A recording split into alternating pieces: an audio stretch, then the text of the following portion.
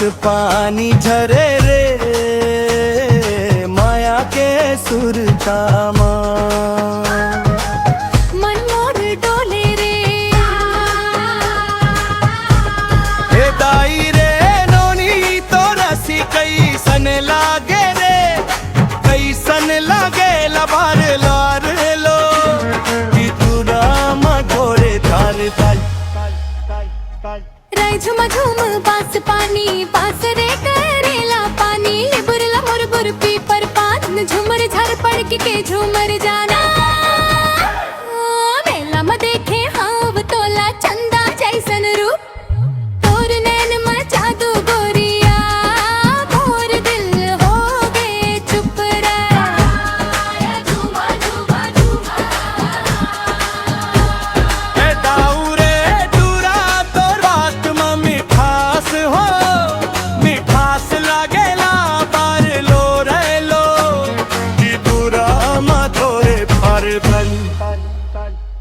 राय झुम झुम बास पानी गाँव घर मा तोर कानी मोर मन हर धीरे धीरे तोर माया मा जानी आई चूड़ी के झन झन आवाज मन मोर ला भाई तोर संग रखता चलते चलते सुरता मोर मुस्काएगा रेती भर जागे रे हर सुरता मधुरिया है मेला में संग घूमे बर मन हार रोज कहे रे राय झुम झुम बास पानी माया के राग सुहानी तोर मोर जोड़ी लाड़ देख के जाम भर देवाए बधाई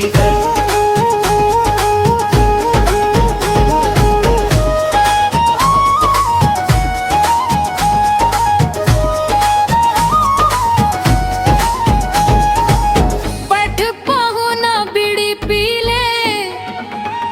गाँव के गोठ सुन ले रे माया के रंग मरंगे हवे अब दिल्ला जन रोके है बड़े दया लागे रे तोर हंसी के बोली तोर संग जिंदगी बिताना यही हवे मोर डोली राई हो जल्दी हो हिर संगवारी तोर